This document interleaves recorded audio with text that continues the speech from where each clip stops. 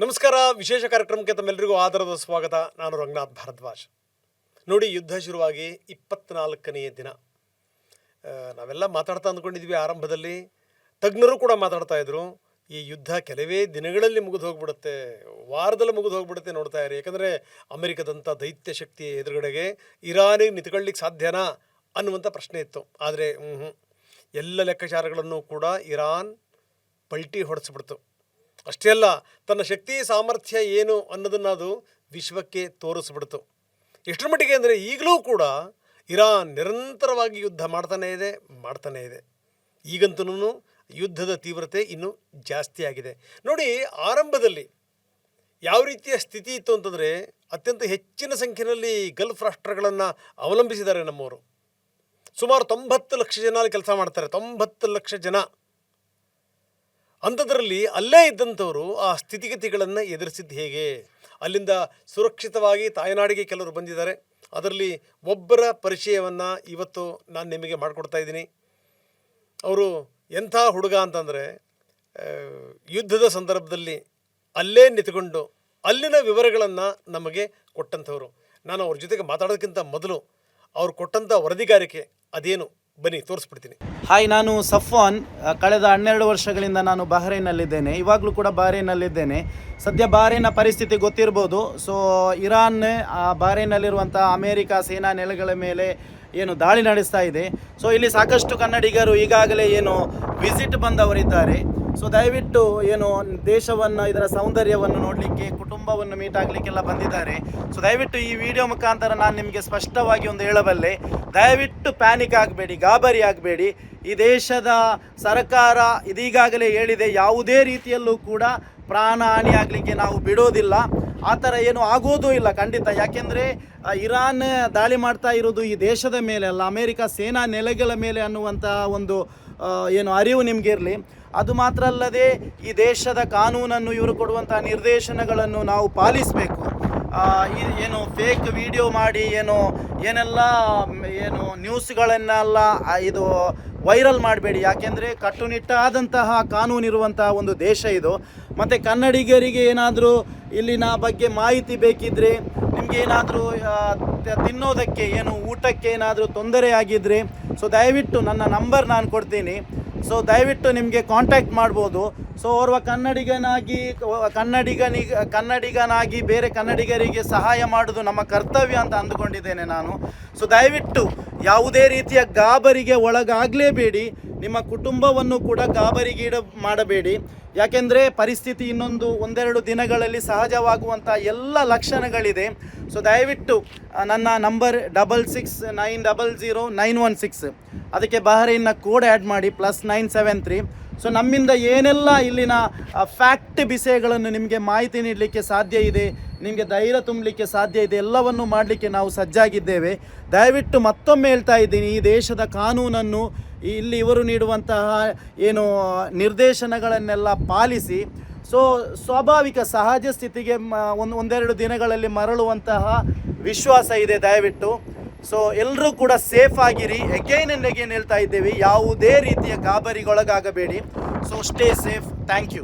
S, ಈ ವರದಿ ನೋಡಿದ್ರಲ್ಲ, ಇದು ನೋಡಿ, ಅದೇ ಹುಡುಗ, ಅದೇ ಯಂಗ್ ಆ್ಯಂಡ್ ಎನರ್ಜೆಟಿಕ್ ಮ್ಯಾನ್ ಇವತ್ತು ನಮ್ಮ ಸ್ಟುಡಿಯೋದಲ್ಲಿದ್ದಾರೆ. ಬಹ್ರೈನಿಂದ ಬಂದಿದ್ದಾರೆ. ಬಹ್ರೈನ್ನ ಸ್ಥಿತಿಗತಿಗಳು ಏನು, ಬನ್ನಿ. ಸಫ್ವಾನ್ ನಮ್ಮ ಜೊತೆಗೆ ಜಾಯ್ನ್ ಆಗಿದ್ದಾರೆ. ಸಫ್ವಾನ್, ಕಾರ್ಯಕ್ರಮಕ್ಕೆ ತಮಗೆ ಸ್ವಾಗತ. Thanks sir.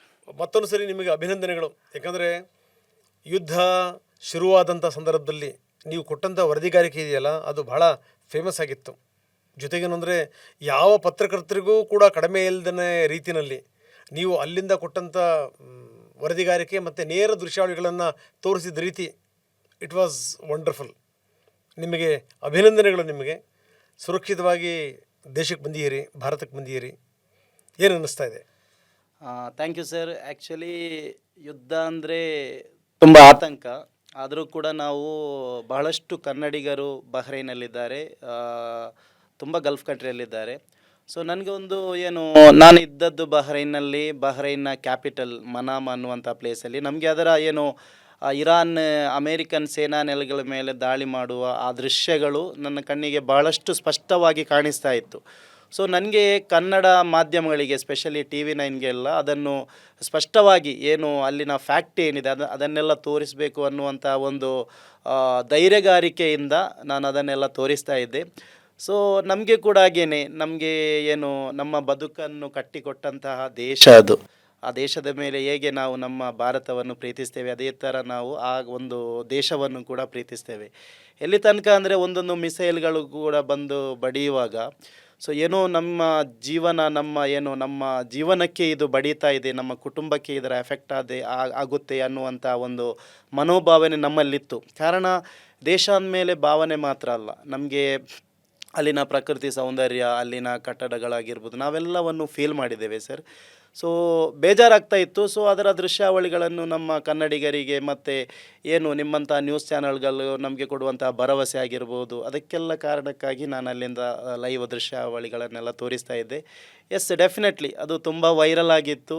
ಬಿಕಾಸ್ ಆನೆಸ್ಟ್ಲಿ ನಮ್ಮ ಮನಸ್ಸಿನ ಒಳಗಿನ ಭಾವನೆ, ಪ್ರೀತಿಯನ್ನು ನಾನು ತೋರ್ಪಡಿಸಿದ್ದೆ ಅದರಲ್ಲಿ. ಓಕೆ, ಎಷ್ಟು ಜನ ಇದ್ದಾರೆ ಬಹರೇನಲ್ಲಿ ಭಾರತೀಯರು? ಭಾರತೀಯರಂದರೆ ಸರಿಸುಮಾರು ಒಂದು ಅಂದಾಜು ಪ್ರಕಾರ 1 ಲಕ್ಷ ಏನೋ ಇರ್ಬೋದು ಅಷ್ಟೇ. ಬಹ್ರೈನ್ನ ಜನಸಂಖ್ಯೆನೇ ಟೋಟಲಿ 15 ಲಕ್ಷ. ನಮ್ಮ ದೇಶದ ಒಂದು ತಾಲೂಕಿನಷ್ಟು ಕೂಡ ಇಲ್ಲ. ಒಂದು ಕಟ್ಟಡದ ಮೇಲೆ ನಿಂತ್ಕೊಂಡ್ರೆ ನಮಗೆ ಸಂಪೂರ್ಣ ಬಹ್ರೈನ್ ಕಾಣಿಸುತ್ತೆ. ಜೋರಾಗಿ ಮಾತನಾಡಿದರೂ ಕೂಡ ಪಕ್ಕದ ಎಲ್ರಿಗೂ ಕೂಡ ಕೇಳಿಸ್ಬೋದು. ಒಂದು ಕಡೆಯಿಂದ ಇನ್ನೊಂದು ಕಡೆಗೆ ಮ್ಯಾಕ್ಸಿಮಮ್ ವ್ಯಾಪ್ತಿ ಅಂದರೆ ಒಂದು ಅರ್ಧ ಕಿಲೋಮೀಟ್ರ್ವರೆಗೆ ಅಷ್ಟೇ. ಯಾರಿಗೂ ಕೂಡ ಸುಳ್ಳು ಹೇಳೋಕ್ಕಾಗಲ್ಲ, ನನಗೆ ಬರೋಕ್ಕಾಗಲ್ಲ, ಟೈಮ್ ಇಲ್ಲ ಅಂತ. ಅರ್ಧ ಗಂಟೆ ಒಳಗೆ ರೀಚ್ ಆಗ್ಬೋದು ಎಲ್ಲಿಂದ ಎಲ್ಲಿಗೆ ಬೇಕಾದರೂ ಕೂಡ. ಹಾಗೆ ಓಕೆ, ನೋಡಿ, ಒಬ್ಬ ಮನುಷ್ಯನ ಮಾತುಗಾರಿಕೆ ಇಷ್ಟವಾಗುತ್ತೆ ಅಂತಂತಂದರೆ ಸೆಫಾನ್, ಅದಕ್ಕೆ ಕಾರಣಗಳಿರ್ತವೆ.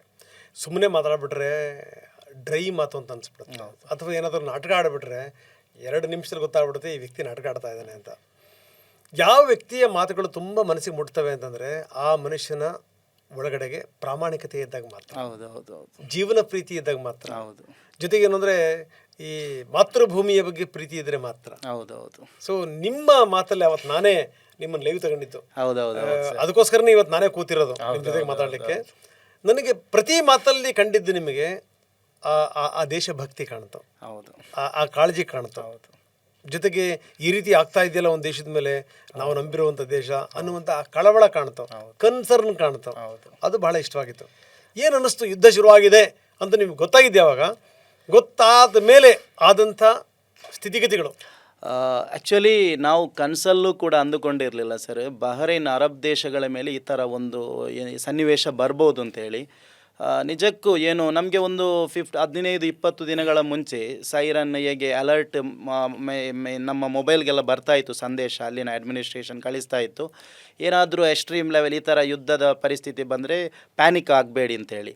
ನಾವು ಆವಾಗ ಕೂಡ ಸೀರಿಯಸ್ ಆಗಿ ತಗೊಂಡಿಲ್ಲ ಅದನ್ನು.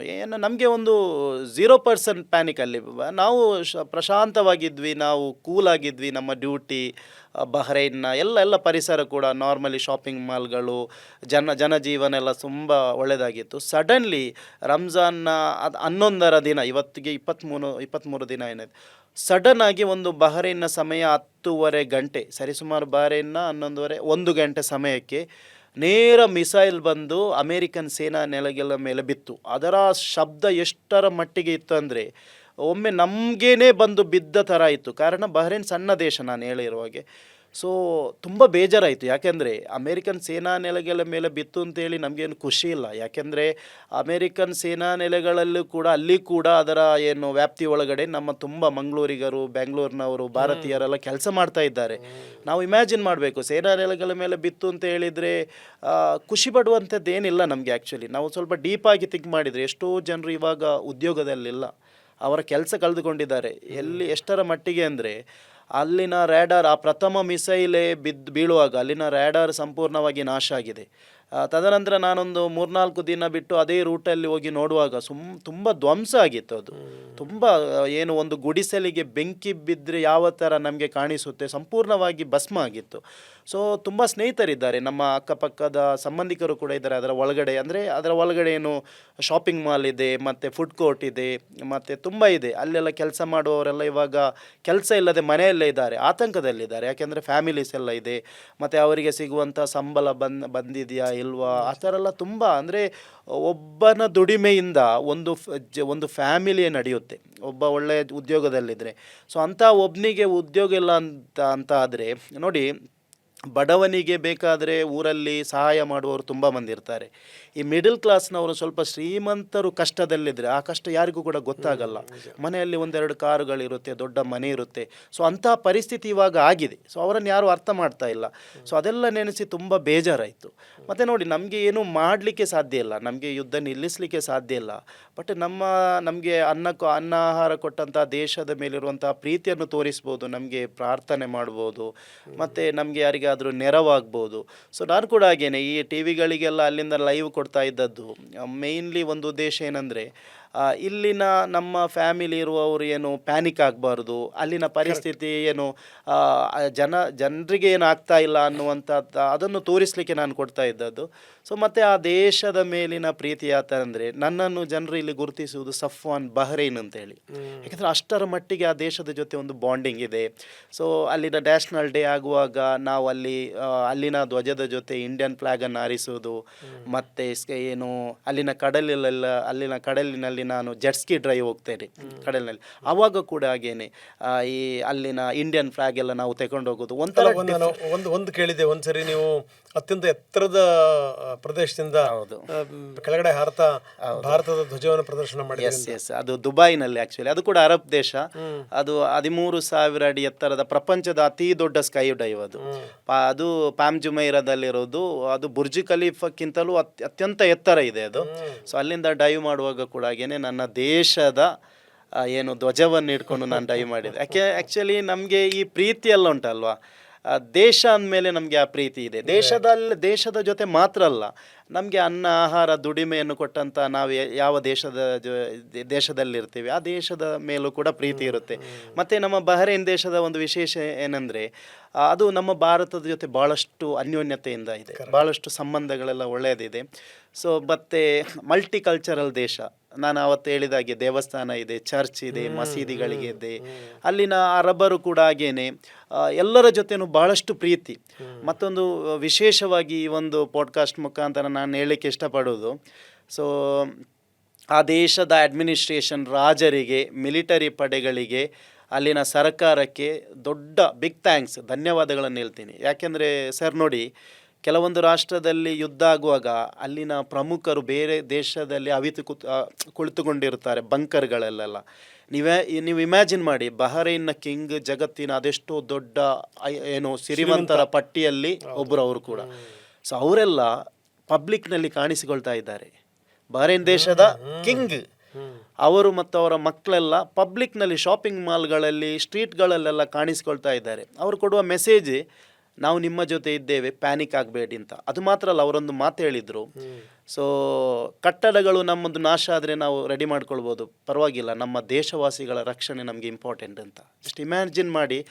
ಅದು ಕೂಡ ಅವರು ಫಸ್ಟ್ ದೇಶವಾಸಿಗಳಿಗಿಂತ ಮುಂಚೆ ಅವರು ಹೇಳಿರುವಂಥ ಮಾತು ಅನಿವಾಸಿಗಳದ್ದು ಅಂತ, ಆ ದೇಶದಲ್ಲಿ ಬಂದಿರುವವರು, ವಿಸಿಟ್ ಬಂದಿರುವವರಾಗಿರ್ಬೋದು. ಸೊ ನಾವು ಅಪ್ರಿಷಿಯೇಟ್ ಮಾಡಲೇಬೇಕು. ಸೊ ಡೆಫಿನೆಟ್ಲಿ ಆ ಒಂದು ವಿಷಯದಲ್ಲಿ, ಸೊ ಇದುವರೆಗೂ ಕೂಡ ಬಹ್ರೈನಲ್ಲಿ ತುಂಬ ಡ್ಯಾಮೇಜ್ ಆಗಿದೆ. ಬಟ್ ಅಲ್ಲಿನ ಏನು ಕೆಲಸ ಮಾಡುವವರಿಗೆ, ಈ ಥರ ನಮ್ಮ ಥರ ವರ್ಕಿಂಗ್ ಹೋದವರಿಗೆ ಏನೂ ಆಗಿಲ್ಲ, ಎಲ್ಲರೂ ಸುರಕ್ಷಿತರಾಗಿದ್ದಾರೆ. ಮಾತ್ರ ಎಷ್ಟೇ ನಮಗೆ ಅಲ್ಲಿ ಏನು ಸುರಕ್ಷಿತ ಭಾವನೆ ಇದ್ದರೂ ಕೂಡ ಮಿಸೈಲ್ಗಳೆಲ್ಲ ಬೀಳುವಾಗ ತುಂಬ ಆತಂಕ ಆಗ್ತದೆ, ಅದೊಂದು ನಿಜ. ನೀವು ನೋಡಿ, ಇಲ್ಲಿನ ದೀಪಾವಳಿಯ ದೊಡ್ಡ ಪಟಾಕಿ ಸಿಡಿಯುವಾಗಲೇ ನಮಗೆ ಏನೋ ಭಯ ಆಗ್ತದೆ. ಆ ಮಿಸೈಲ್ಗಳು ಬಂದು ಬೀಳುವಾಗ ಒಂದು ಆತಂಕ ಇದೆ. ಮತ್ತು ಮುಂದಿನ ದಿನಗಳು ಏನಾಗ್ಬೋದು ಅನ್ನುವಂಥ ಒಂದು ಆತಂಕ ಭಯ ಸಹಜವಾಗಿಯೇ ಇದೆ ನಮಗೆ.